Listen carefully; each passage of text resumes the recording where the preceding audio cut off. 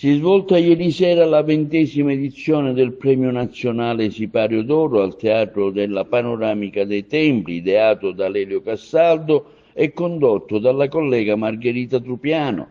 Diversi i premiati, tra cui Francesco Messina, manager, Francesco Fiorica, oncologo, Nicolò Mannino, presidente del Parlamento della Legalità, Antonello Piranio, giornalista, direttore del quotidiano regionale La Sicilia, Giuseppe Farrugio, imprenditore di origine castrofilippese emigrato in America, e Marcello Giavarini, noto imprenditore della società energetica Ecogreen. Tra gli interventi artistici il defilé di moda e l'intervento del bravissimo raffaellese Mimmo Galletto. Io penso che fra 5 anni faremo un quarto di secolo che esiste questa manifestazione. Sono contento, sono felice perché posso dire tranquillamente che è una mia creatura. Siamo giunti alla 20ª edizione, col tempo siamo sempre cresciuti, abbiamo sistemato alcune cose, speriamo di andare avanti sempre con questo passo. Francesco Messina, grande manager siciliano, oggi riceve il premio Sipario d'Oro. È sempre una grande gioia tornare ad Agrigento anche per questi eventi, e ringrazio Sipario d'Oro per questo riconoscimento che mi è stato attribuito. Veronica Bindi, questo premio Sipario d'Oro oggi ad Agrigento. Sono estremamente onorata di ricevere questo premio, è un premio alla 20ª edizione, una cosa estremamente importante. Quest'anno Agrigento è la città della cultura italiana e sono onorata di farne parte.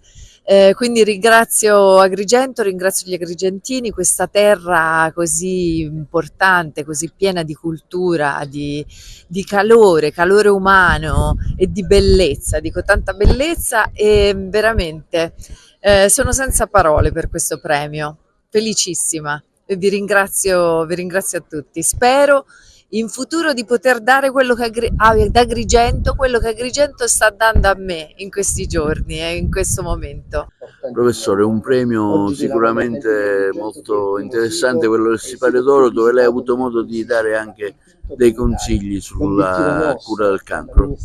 Sì, sono molto orgoglioso di questo premio perché è lì, l'ho ottenuto dove affondo le mie radici, e quindi sono contento per questo. Sono molto contento di aver potuto dare alla popolazione alcuni concetti per la cura del tumore e soprattutto per prevenire il tumore, perché secondo me quello è l'impatto maggiore che noi dobbiamo dare nella nostra società.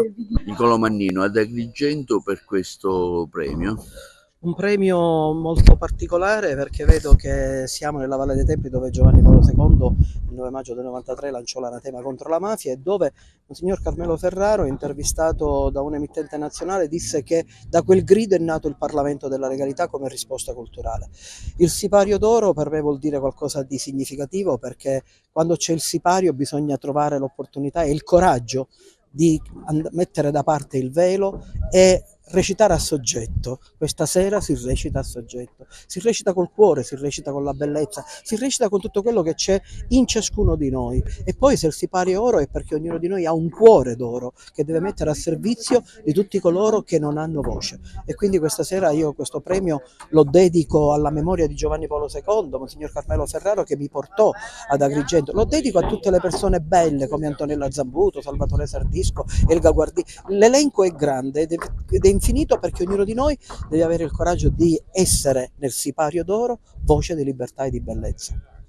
Oggi questo premio importante, Sipario d'Oro, alla sua carriera, alla sua esperienza lavorativa. Grazie, sì, veramente è una cosa molto, molto accettata, molto bella. Ecco, ci racconta brevemente la sua esperienza?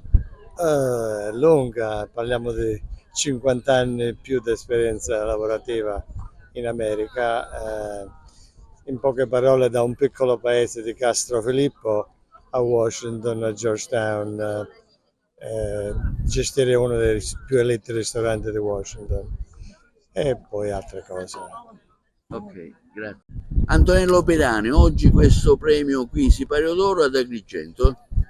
Motivo d'orgoglio, si premia non la persona ma il giornale che rappresento, il giornale La Sicilia, che ha 80 anni proprio nel 2025, è il giornale dei siciliani per eccellenza, per vocazione, per ambizione. Stiamo affrontando una nuova sfida che è quello di rendere ancora più regionale, ancora più presente sui territori questo quotidiano attraverso il cartaceo, i social, tutte le varie piattaforme. Laddove c'è informazione noi vogliamo esserci. Che tra l'altro ricordiamo ha cambiato proprietà, Ciancio ha un po' lasciato le reti a una nuova proprietà.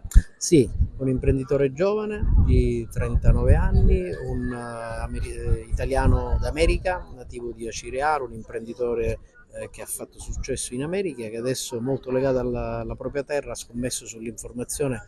In questo anno 2025 ha fatto delle altre acquisizioni, non ha esperienza nell'editoria e vuole portare il giornale a essere un ponte tra culture diverse, tra mondi diversi.